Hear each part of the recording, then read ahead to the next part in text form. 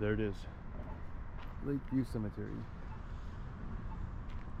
Walking down the street, you would never guess that inside this cemetery lies the remains of a former American president, the richest man in history, the co-founder of Western Union Telegraph, one of the most famous lawmen in American history, and the man who created the name and helped popularize rock and roll. Yes, they're all in here. Lakeview Cemetery in Cleveland, Ohio.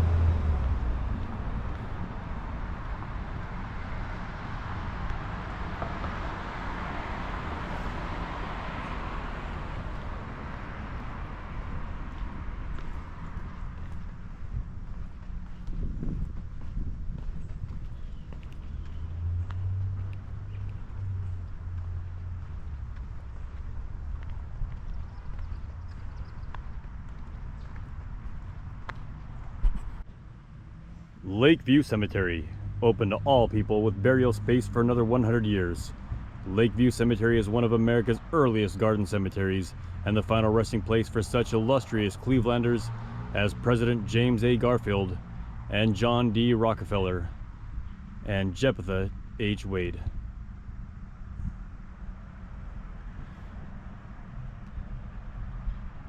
So let's go check it out.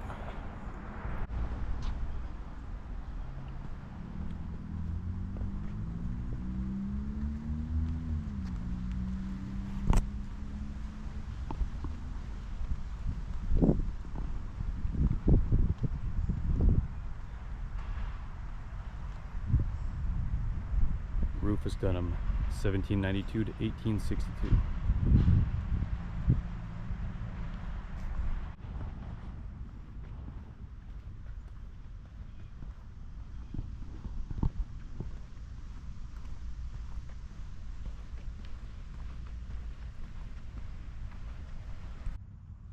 Some of these graves, some of these tombs in here are just pretty awesome. Check that out. I mean, like a lot went into a lot of these. It's pretty freaking cool.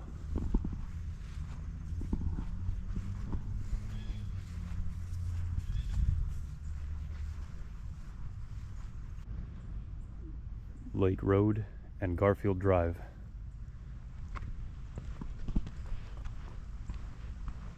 Right now, we are headed to Wade Memorial Chapel. It was built in honor of Jeptha Wade by his grandson. Jeptha was the founder of the Western Union Telegraph Company and the first president of this cemetery.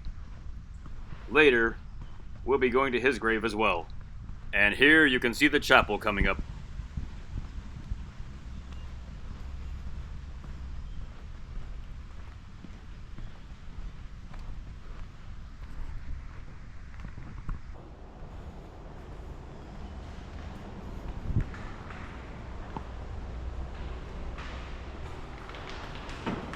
Good morning.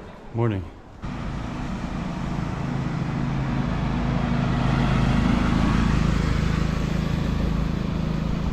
Look at some of these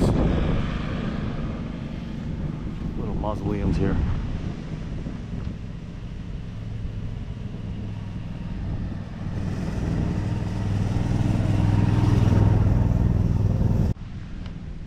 And this one here because James Garfield was assassinated and he was 53. So nobody was expecting him to die. So his memorial was not built yet. So it took them a couple years to build it. So in the meantime, Garfield's body was housed in here for 2 years until they were able to build his final resting place, which is where we're going to head to. There's some beautiful swans in that lake there. I would guess it's about 7 swans a swimming, right next to the 6 geese a laying.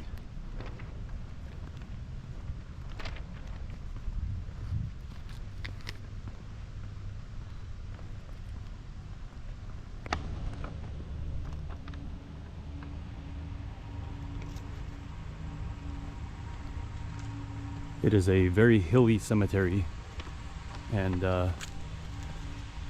that way some of the monuments when you get up top here We'll have a view over Lake Erie, one of the Great Lakes.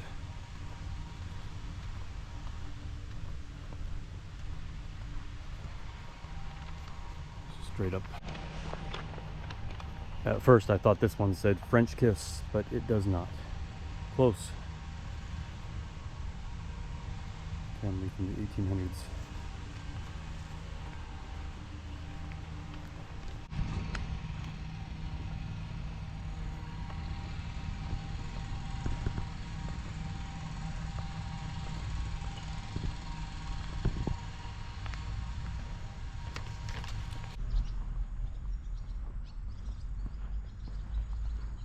So I came in a little weird.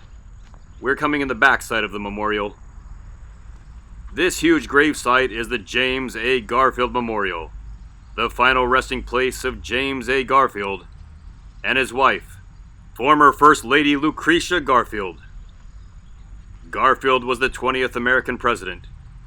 He was elected in 1880 and served only 200 days in office. He was shot on July 2nd, 1881, in a railroad station and succumbed to his wounds 2.5 months later on September 19th, 1881. Grants is supposed to be the biggest, but boy, this is not far off. If it's smaller, it's not much smaller. Wow, very impressive. It's pretty dang huge.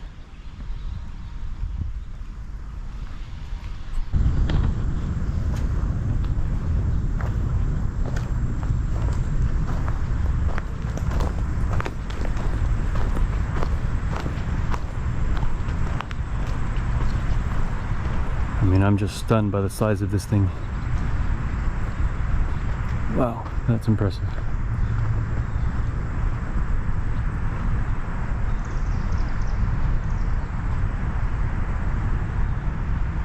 The memorial is located on the highest hill in a very hilly cemetery.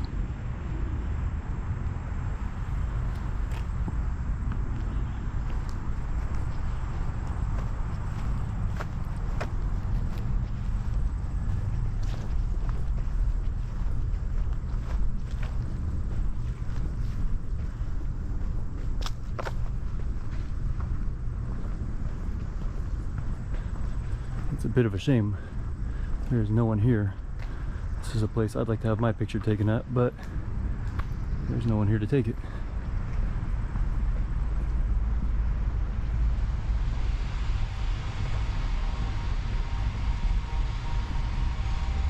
What a piece of American history, though. Wow. Let's go in and take a look.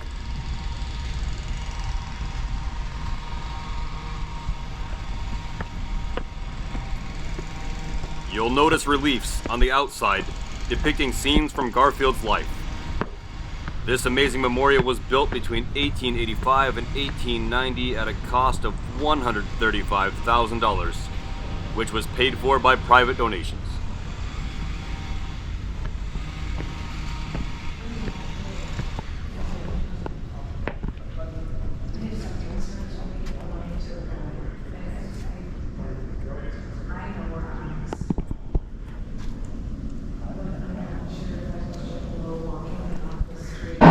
From Great Britain, so you have two different contractors for the mosaic work, which is marble mosaic, the stained glass work, and the whole building of the project. The statue is by Alexander Doyle, who was an Ohioan. He was living in Italy, and it's Carrara marble.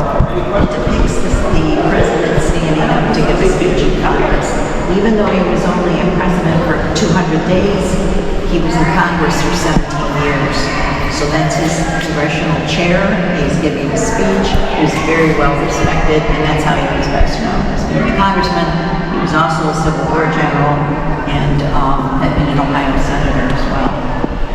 The states that are represented, they are mourning figures holding symbols of their state at the time of his death. And they are the 13 original colonies, plus Ohio.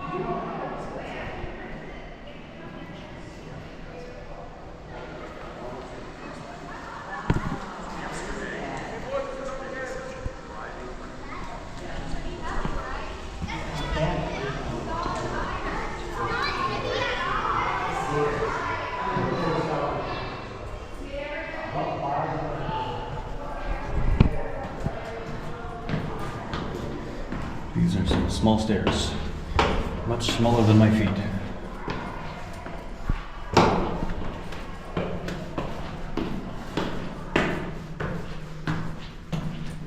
While we're here, let me give you a little bit more information on President Garfield. In addition to being the 20th American president, like I said previously, he was also a senator, a Civil War general, and served as a congressman for 17 years before becoming president. And he was the last American president to be born in a log cabin. After he died, he was succeeded in the presidency by his vice president, Chester A. Arthur.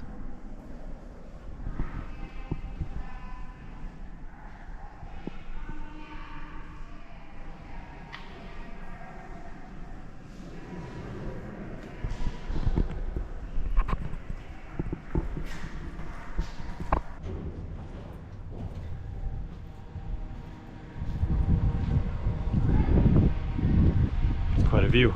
You can see downtown Cleveland out there.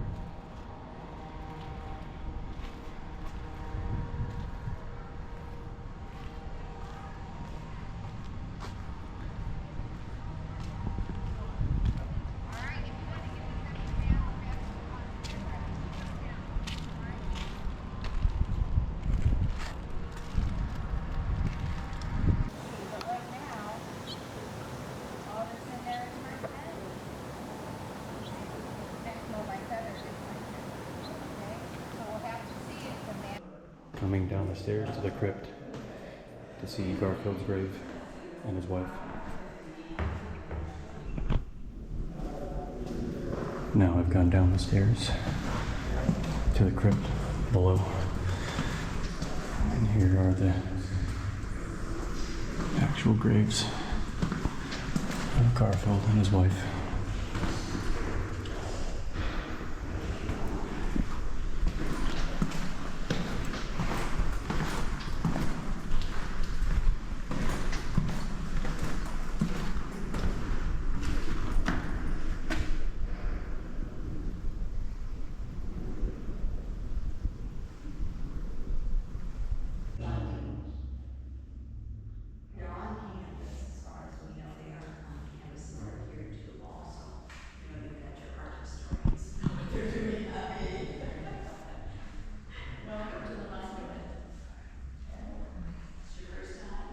Memorial Hall, where all the artwork is centered. When the president died after lingering for 80 days, the whole country went into mourning. So they wanted to do something special, and that's what we have. They collected money. This is all privately. And do you know the symbolism behind this? We, us guides, because of course there's nothing really in writing. My partner has researched this very. As we're leaving, take another look at this incredible, amazing, beautiful memorial from the front. And next, we will head to the grave of John D. Rockefeller.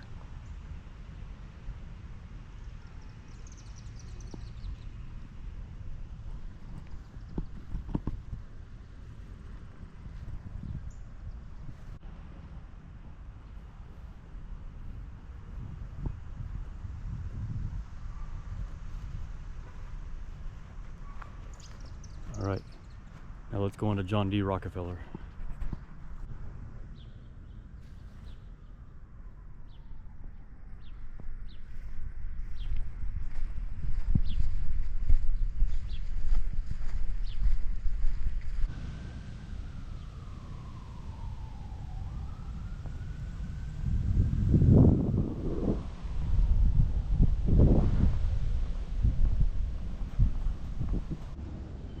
Some of the tombs in here are just incredible too.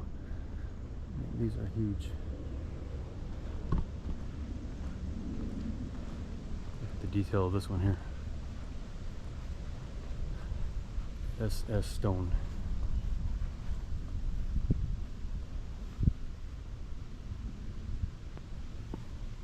And this obelisk shaped tomb, grave,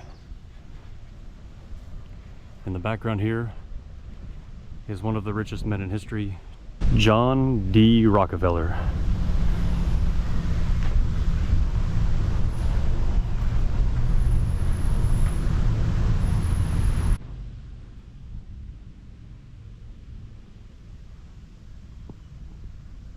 Let's go up and check out Rockefeller. John D. Rockefeller was born on July 8, 1839, and died on May 23, 1937. Rockefeller is considered the wealthiest American in history, and the first billionaire in America. He made most of his wealth from the company Standard Oil, which at one point in time controlled 90% of the American oil refining business. Of course, the American government broke up Standard Oil into 33 different companies under President Theodore Roosevelt, calling it a monopoly. And, of course, the building with my favorite view in New York City, 30 Rockefeller Plaza, bears the Rockefeller name. Now you can see, of course, a lot of his family is buried around him.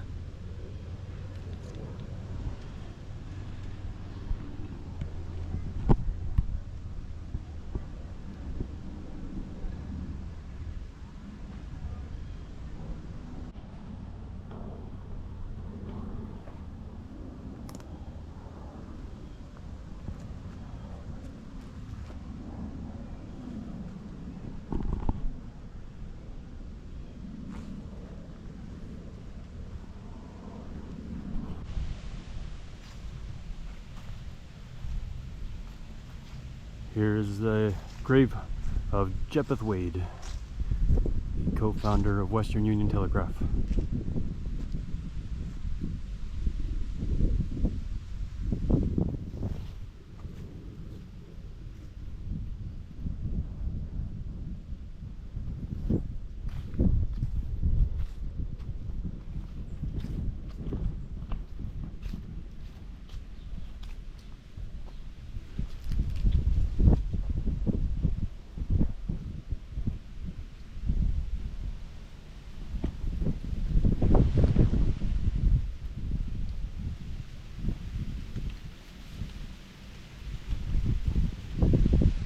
This is a very large cemetery, very hilly.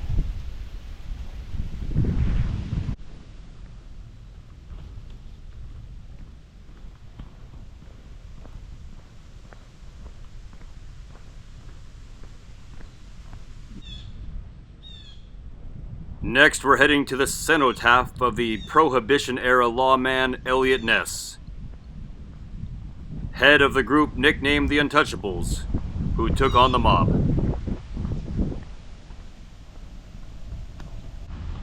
Okay, so this is the cenotaph of Elliot Ness. And a cenotaph is basically a memorial or a tombstone type thing for someone who's not buried there. So basically, Elliot Ness wanted to be cremated. He was spread out over the lake in this cemetery, his ashes were, and they made this cenotaph because this is his final resting place. So there he is, Elliot Ness.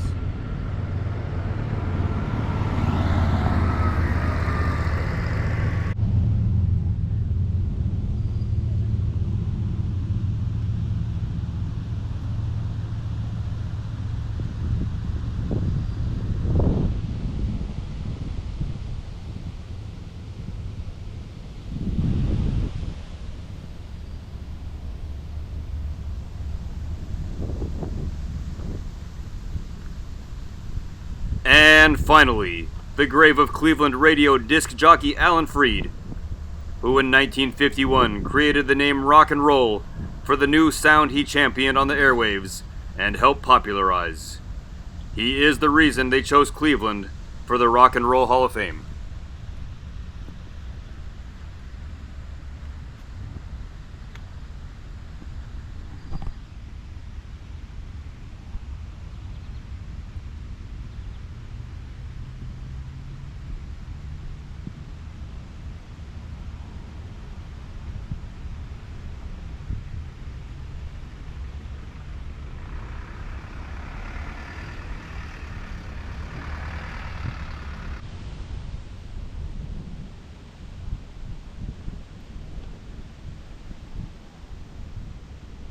It is a pretty cool touch how they made his tombstone look like a jukebox. Anyway, that's all for today. From Lakeview Cemetery in Cleveland, Ohio. Rock on!